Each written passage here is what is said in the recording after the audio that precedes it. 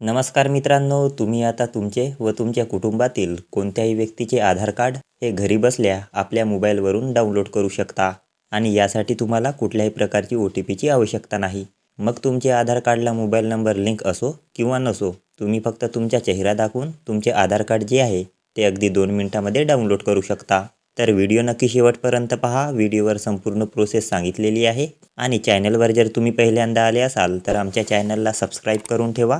अशाच प्रकारची महत्त्वपूर्ण माहिती तुम्हाला भेटत राहील. तर चला मित्रांनो, व्हिडिओला सुरू करूया. तर सर्वात अगोदर तुम्हाला प्ले स्टोअर उघडायचे आहे. प्ले स्टोअरवर आल्यावर येथे आधार असे सर्च करा. सर्च झाल्यानंतर खाली तुम्हाला आधार असे पहिलाच ॲप दिसेल, तर त्यावर क्लिक करा व या ॲपला इन्स्टॉल करून घ्या. ॲप इन्स्टॉल झाल्यानंतर आता याला ओपन करा. ॲप ओपन झाल्यावर येथे तुम्हाला काही परमिशन मागितले जाईल, तर ते परमिशन तुम्हाला देऊन द्यायचे आहे. परमिशन दिल्यानंतर वर उजव्या बाजूस या चिन्हावर क्लिक करून तुम्ही येथून तुमची भाषा निवडू शकता. मी येथे इंग्लिशच राहू देतो. खाली या ठिकाणी तुम्हाला 2 ऑप्शन्स दिसतील, तर यापैकी खालचे option skip introduction and register यावर तुम्हाला क्लिक करायचे आहे. क्लिक केल्यानंतर येथे आय एम रेडी विथ माय आधार या पहिल्याच ऑप्शनवर तुम्हाला क्लिक करायचे आहे. आता या ठिकाणी तुम्हाला आधार नंबर विचारला गेला आहे, तर जी कोणी व्यक्ती असेल ज्यांचे आधार कार्ड तुम्हाला काढायचे आहे त्यांचे आधार नंबर येथे टाकून घ्या. तुम्ही जर स्वतःचे आधार कार्ड काढत असाल तर येथे तुमची आधार नंबर टाका. आधार नंबर टाकल्यानंतर खाली कंटिन्यू या बटनावर क्लिक करा. आता या ठिकाणी तुम्हाला काही टर्म्स अँड कंडिशन्स पाहायला मिळतील, तर आय अग्री या बॉक्सवर क्लिक करा. नंतर प्रोसीड बटनावर क्लिक करा. आता येथे खाली पहा, जर तुम्ही 18 वर्षाच्या खाली असाल किंवा ज्या व्यक्तीचे तुम्ही आधार कार्ड काढत आहात ती व्यक्ती जर 18 वर्षाच्या खाली असेल तर या बॉक्सवर तुम्हाला क्लिक करून येस करायचे आहे. जर तुम्ही 18 वर्षाच्या वर असाल तर यावर क्लिक करू नका. आता प्रोसीड टू सिलेक्ट सिम यावर क्लिक करा. आता येथे पहा, जर तुम्ही एकच सिम कार्ड वापरत असाल तर खाली सरळ सेंड SMS यावर क्लिक करा.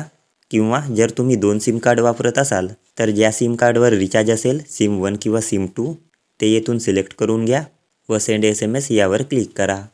येथे तुम्हाला काही परमिशन मागितले जाईल, तर ते तुम्हाला देऊन द्यायचे आहे.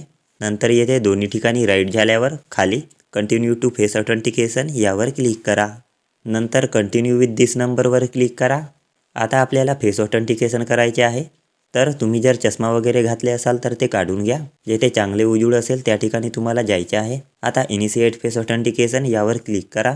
या गोल्याच्या आत तुमचा चेहरा आणा व गोल्याचा रंग हिरवा झाल्यावर तुमचे डोळे मिचकवा. आपले फेस ऑथेंटिकेशन आता येथे पूर्ण झालेले आहे. खाली प्रोसीड बटनावर क्लिक करा.